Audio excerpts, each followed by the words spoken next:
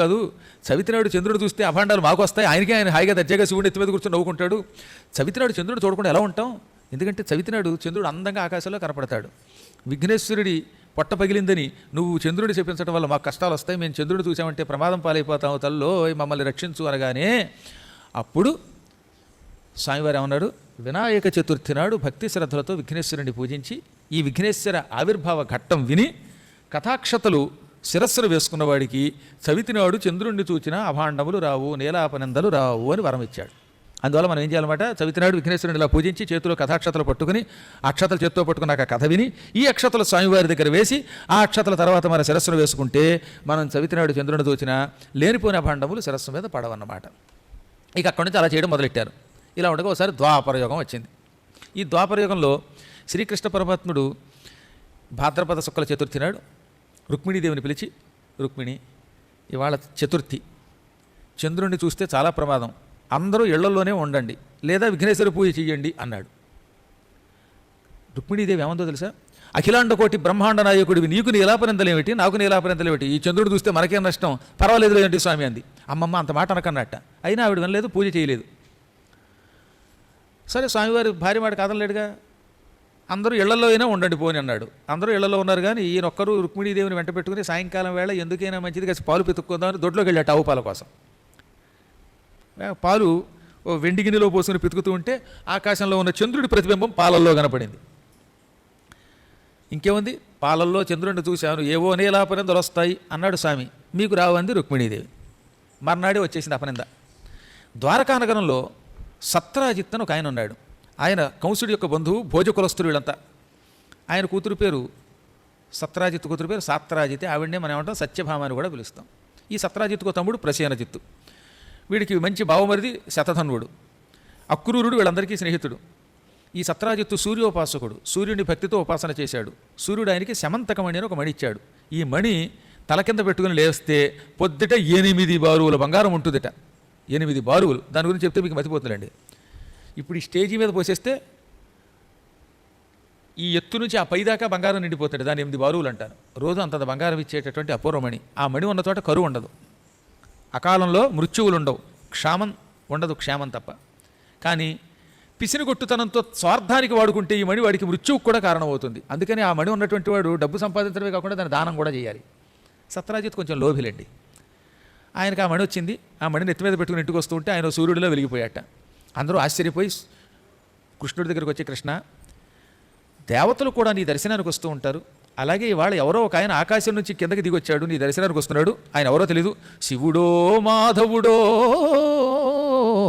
శివుడో విష్ణువో లేకపోతే సరోజభవుడో బ్రహ్మదేవుడో, సామాన్యుడు కాదనగానే కృష్ణుడు రవి, ఆ వచ్చేవాడు శివుడు కాదు, విష్ణువు కాదు, బ్రహ్మ కాదు, మన సత్రాజిత్తే.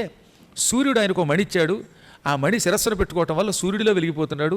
ఆయన్ను చూసి మీరు దేవతలు అనుకుంటున్నారు అని వాళ్ళని ఓదార్చి తర్వాత స్వయంగా సత్రాజిత్తు దగ్గరికి వెళ్ళాడు. సత్రాజిత్తు, ఈ మణి నీ దగ్గర ఉండడం ఎప్పుడు నీకు ప్రమాదమే, దీనివల్ల నీకు శత్రువులు తయారవుతారు. పైగా ఈ మణి దగ్గర ఉన్నవాడు మణి వల్ల వచ్చే బంగారాన్ని చాలా వరకు దానం చేయాలని శాస్త్రం చెబుతున్నది. నీ దగ్గర దానం చేసే లక్షణం లేదు, ఎంత డబ్బున దాచేయడమే. అందువల్ల ఎందుకు వచ్చింది ఈ మణి, నీకు ముప్పు తెచ్చిపెట్టే లోపు దీన్ని మన మహారాజు గారు ఉగ్రసేనుడికి ఇచ్చేయి అన్నట్ట. ఉగ్రసేనుడు అంటే కంసుడి తండ్రి, ఆయనే రాజు.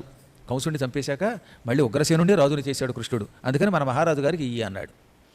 దాంతో ఆయన మండి, ఏమిటి కష్టపడి తపస్సు చేసి మణి సాధించి ఆ మణితో బంగారం వచ్చి నేను సుఖపడదాం అనుకుంటుంటే ఆ మణిని రాజుగారికి ఇమ్మంటావా? కృష్ణ, ఎంత స్వార్థపరుడు నువ్వు, ఎవను పో అన్నాడంతే. అమ్మని యాదవ విభునకు ఇమ్మని హరి అడుగయా ఆ తడీక ధనేచ్చం పొమ్మని పల్లికను మీదట ఇమ్మణి ఈకున్న హరికి ఏమగుననుచున్. ఈ మణి యాదవ మహారాజు గారికి ఇమ్మని హరి అడిగితే ఇవ్వకపోతే నాకేమవుతుంది, ఈ మణి నాది, ఇవ్వను పొమ్మని పిసినిగొట్టుతనంతో ధన వ్యామోహంతో గెట్ అవుట్ అన్నాడు కృష్ణుడిని. కృష్ణుడు నవ్వుకుంటూ వచ్చేశాడు. ఇక అక్కడి నుంచి వీడికి భయం పట్టుకుంది. కృష్ణుడు ఈ మణి అడిగాడు, మణి మీద దృష్టి పెట్టాడు. ఎప్పుడో ఒకప్పుడు రహస్యంగా అపహరిస్తాడేమో, అసలే వెన్నదొంగ అనుకున్నట్ట అని కృష్ణుడు అనుమానించి ఈ మణిని చక్కని ఒక గొలుసులో, బంగారపు గొలుసులో పతకంలో పెట్టి తయారు చేయించుకున్నాడు. మణితోటి ఏం చేశాడు, ఒక గొలుసు తయారు చేశాడు. హారాలు చేస్తారు కదా, హారంలో మధ్యలో ఏం చేస్తారు, మణులు అతికించుకుంటారు. అలా అతికించుకుని ఎప్పుడు మెడలో వేసుకుని రాత్రి పడుకునేటప్పుడు భోషాణం కిందే పెట్టుకుని బాబో చాలా జాగ్రత్త పడేవాటి. ఆ రోజు నుంచి నిద్ర పడితే ఒట్టు స్ట్రాంగ్ రూమ్లో పడుకునేవాట. ఒకరోజు ఏం జరిగింది, ఈయన ఏదో పొరుగురు వెళ్లాల్సి వచ్చింది. అందుకని తమ్ముడా ఏం చేద్దామని కానీ నేను ఎలాగో వేటగడుతున్నాను, ఇంట్లో ఉంటే ప్రమాదం, అది నా మెడలో వేసుకుని వేటగడతానన్నాడు తమ్ముడు. తమ్ముడికి ఇచ్చాడు ఆయన. తమ్ముడు మెడలో వేసుకుని గుర్రం ఎక్కి వేటకు వెళ్ళాడు. తీరా వేటకు వెళ్ళగానే ఓ సింహం వచ్చి గుర్రం మీద పడి గుర్రాన్ని కూల్చి ప్రసేనజిత్తుని చంపేసింది. భయంకరమైన సింహం ఈ సత్రాజిత్తు తమ్ముడు ప్రసేనజిత్తుని చంపి మణిని చేత్తో ఈడ్చుకుపోతూ ఉంటే ఆ సమయంలో వేటకొచ్చాడు భల్లూకరాజు జాంబవంతుడు. జాంబవంతుడు మహాపరాక్రమవంతుడైన ఒక్క దెబ్బ కొట్టి సింహాన్ని చంపేసి ఈ మణి ఆయన పట్టుకుపోయి తన గుహలో చేర్చాడు. ఆ గుహలో ఓ చోట కేళీకందుకంబుగా చేసిన సరదాగా ఒక బంతిలో వెళ్ళాడు కట్టాట. అంతేగాని అక్కడ ఏదో చిన్నపిల్లలు ఉన్నారు, ఇవేం కథలు లేవు, ఇవన్నీ కల్పిత కథలు. జాంబవతి అప్పటికి చాలా పెద్దది. ఏదో గుహలో చీకటి పోవడానికి బాగుంది కదా మణి అని ఒక బంతి వేళ్లాడు కట్టినట్టుగా చేశాట. ఘనకేళీ కందుకంబుగా చేసిన రూపాన్ని పోతరు గారి భాగవతంలో కూడా ఉంటుంది ఈ పద్యం. అక్కడికి వ్యవహారం ఏమైపోయింది, ప్రసేనజిత్తు చచ్చాడు, సింహము చచ్చింది, చివరికి మణి జాంబవంతుని పాలబడింది. జాంబవంతుడు గుహలో పెట్టాడు. ఈలోపు సత్రాజిత్తు తొందరపడి చవితినాటి చంద్రుడిని చూశాడుగా కృష్ణుడు, అందులో అభాండం పడిందనమాట. అందుకని సత్రాజిత్తు తొందరపడి ఏమన్నాడు, మణికంఠంబున దాల్చి నేడడవిలో మావాడు వర్తింపగా మణికై పట్టి వధిల్చినాడు హరికిన్ మర్యాద లేదంచు దూషణమును చేయగా వాని దూషణము కంసధ్వంసియాలించి ఏ వ్రణమున్నా ఎడలేదు నింద కలిగన్ వారించుటే రీతియో. మణికంఠంలో ధరించి మా తమ్ముడు ప్రసేనజిత్తు అడవిలో వేటకెళ్ళాడు. ఈ కృష్ణుడు ఆ మణి కోసం మా తమ్ముడిని చంపి ఆ మణి అపహరించి ఉంటాడు. ఈ కృష్ణుడికి మర్యాద లేదు అని తిడుతూ ఉంటే అప్పుడు చాలా బాధపడి స్వామివారు, కృష్ణుడు నేను ఏ తప్పు చేయలేదు, అన్యాయంగా నా మీద అభాండం పడింది, చవితినాడు చంద్రుని చూడటం వల్ల నీలాపనింద వచ్చింది, ఈ నీలాపనింద తొలగించుకుంటాను అని కొంతమందిని వెంట పెట్టుకుని ఆ మణిని వెతుకుదాని రండి అన్నాడు. యాదవుల్లో కొంతమందిని వెంట పెట్టుకుని కృష్ణుడు మణి కోసం అడవిలో వెతకగా ఒక చోట గుర్రం కనపడింది, చచ్చిన గుర్రం. గుర్రానికి కొంచెం దూరంలోనేమో ప్రసేనజిత్తు చచ్చిపడి ఉన్నాడు. అక్కడి నుంచి వాడిని చంపి ముందుకు వెళ్ళిన సింహం కాలి గుర్తులు కనపడ్డాయి, నెత్తుటితో కూడిన అడుగులు కనపడ్డాయి. ఓహో సింహం ఇలా వెళ్ళిందని ఈ యాదవులను వెంట పెట్టుకుని కృష్ణుడు ఆ సింహం వెంట వెళ్ళాడు. కొంత దూరం పోయేసరికి చచ్చిపడి ఉన్న సింహం ఉంది, కుళ్ళిపోతున్న సింహం. అక్కడి నుంచి పెద్ద పెద్ద ఎలుగుబంటి అడుగులు కనపడ్డాయి. ఇక్కడి నుంచి ఎవరో ఎలుగుబంటి గారు ఈ మణిపట్టు పోయినట్టున్నారు అని మళ్ళీ ఆ అడుగు జాడలు పట్టుకు వెళ్ళగా ఓ భయంకరమైన కొండ గుహ, కటిక చీకటితో ఉన్న గుహ కనపడింది, పెద్ద గుహ అన్నమాట అది. వెంటనే కృష్ణుడు మీరు ఇక్కడే ఉండండి, 27 రోజులు దాటి 28వ రోజు వరకు నా కోసం చూడండి, 28వ రోజు రాకపోతే మీరు లోపలికి మొత్తం రావద్దు, ద్వారకా నగరానికి పోండి, ఇక నా కోసం చూడొద్దన్నట్ట. వాళ్ళందరినీ బయట పెట్టి ఆయన ఒక్కడే లోపలికి వెళ్ళాడు. లోపల చాలా దూరం ప్రయాణించగా ధగ వెలుగుతున్న మణికాంతిలో కొండ గుహ స్పష్టంగా కనపడింది. అంటే గుహ ఎంత లోతుందో చూడండి, ఎంత దూరం ఉందో. ఆ మణి మీద చెయ్యిపోయేసరికి అక్కడ ఉన్న దాది అరిచింది, ఓ దాసి. వెంటనే అక్కడికి జాంబవంతుడు వచ్చేసాడు తన అనుచరులతో. ఆ కృష్ణుడే రాముడిని గ్రహించలేక ఆయనతో యుద్ధం చేశాడు. ఘోర యుద్ధం జరిగేసింది రండి. భీష్ముని కొట్టుకున్నారు, ముష్టి యుద్ధం చేశారట. ముష్టి యుద్ధం అంటే ముష్టియాళ్ళు కొట్టుకునే యుద్ధం కాదు, పిడికలతో కొట్టుకున్నారు అనమాట, బాక్సింగ్ చేశారు. స్పష్టాహంకృతులల్ల హరియున్ భల్లూకలోకేశుడున్ ముష్టి నహర్నిశంబుజయ సంభోగంబునంబోరుచో పుష్టింబాసి శరీరమంతయుకడున్ పూర్ణశ్రమోపేతుడై పిష్టాంగోరు శరీరుడై హరికితాభేతాత్ముడై ఇట్లనున్ హుంకరించుకుంటూ హుమ్మని అరుచుకుంటూ ఇలా పిడికళ్లతో భల్లూకలోకేశ్వరుడు జాంబవంతుడు, యాదవ నాయకుడు కృష్ణుడు ఘోర యుద్ధం చేశారు. అందులో కృష్ణుడు ఇలా పిడికలతో డొక్కల్లోనూ బొడ్డు మీద ఎక్కడ పడితే అక్కడ 4 పీకాడు. 27 రోజులు ఘోర యుద్ధం జరిగితే శరీరం అంతా ఏమైపోయిందంటే పిష్టాంగోరు శరీరుడు అన్నాడు. పిష్టం అంటే పిండి. మీరు చూసారుగా, ఉండ్రాళ్ళ కోసం ఏం చేస్తారు, ముందు నోకు ఉడకబెడతారు, ఆ తర్వాత నోకని నొక్కి నొక్కి నొక్కి ముద్ద చేస్తారు. ఎంతో నొక్కితే అలా గుండ్రంగా ఉండ్రం తయారైంది. అలా నొక్కేస్తే చలివిడి ముద్దలు అయిపోతుంది, ఒళ్ళు అలా అయిపోయిందట, ఒళ్ళు పిండి ముద్ద అయిపోయిందిట. చావు కొట్టి పారేశాడు ఆయన. కృష్ణుడితో యుద్ధమా మజాక అన్నారు. కృష్ణుడి చేతిలో చావు దెబ్బలు తిని ఆయన శరీరం అంతా పిండి ముద్ద అయిపోయిందనమాట. ఎముకలు ఉన్నాయా లేవా, దేర్ ఈజ్ నో బోన్ అన్నట్టయింది, శరీరం ముద్ద అయిపోయింది.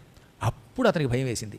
ఈ గందరగోళంలో 27 రోజులు దాటి 28వ రోజు ఉదయానికి కూడా కృష్ణుడు బయటికి రాకపోతే ఏడ్చుకుంటూ వీళ్ళంతా ఈ బయట కాపలా ఉన్న యాదవులంతా రుక్మిణీదేవి దగ్గరికి, వసుదేవుడి దగ్గరికి వెళ్ళి కృష్ణుడు ఈ పూట కూడా రాలేదు, ఇక మేము ఏడుస్తున్నాం, భయపడుతున్నాం, ఆయన లోపలికి రావద్దన్నాడు, అందుకే మేము ఇలా వచ్చామన్నారు. అప్పుడు అక్కడికి నారదుడు వచ్చాట.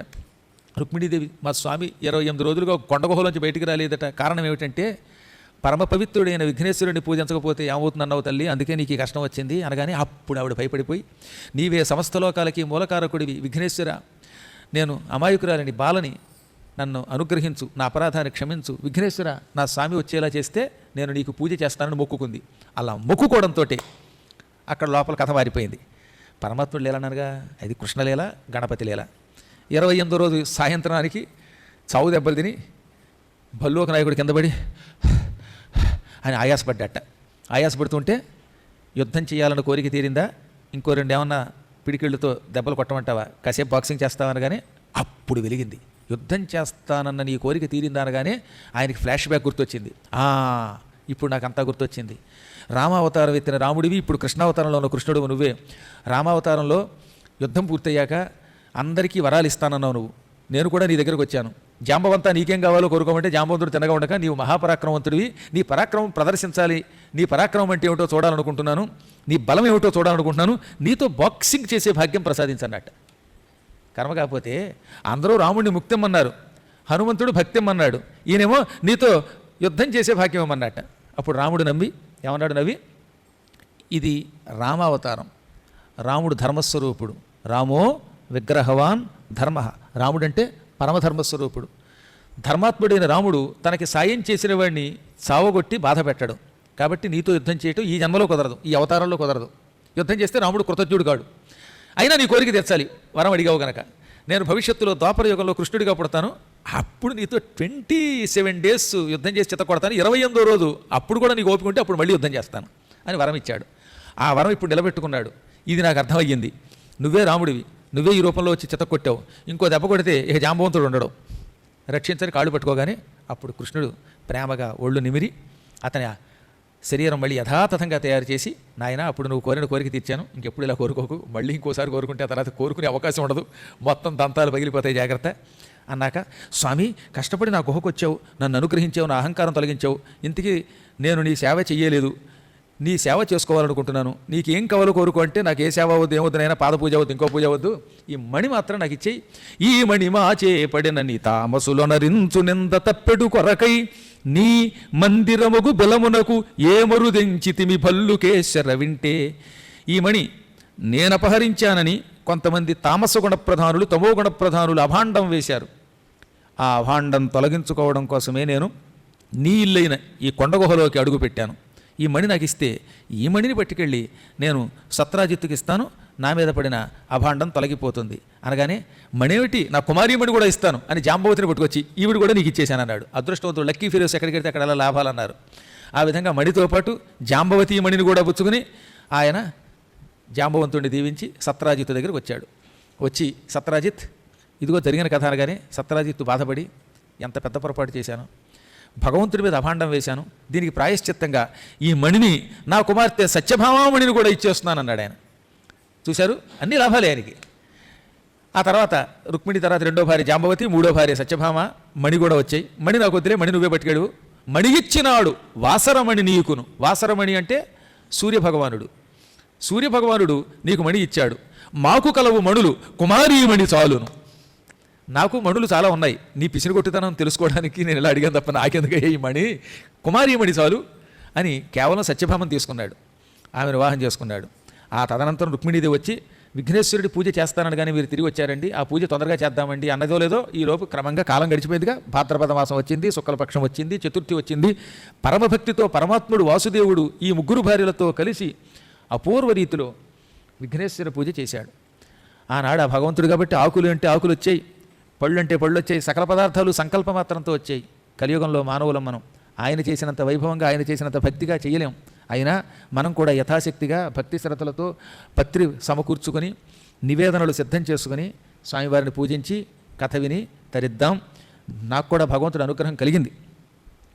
కొంతమంది ఫారెస్ట్ డిపార్ట్మెంట్ వారు, మంగమ్మ గారు చాలా గొప్ప ఆవిడ, డిఎఫ్ ఆవిడ, వారి భర్త గారు కూడా ఐఆర్ఎస్ చేసిన వారు, వారికి మేము ఇలా పూజ చేసుకుంటున్నాం ఆకులు కావాలని కానీ 21 పత్రాలు పంపించారు. వారికి మనం అన్ని విధాలుగా మంగళాశాసనాలు చేద్దాం.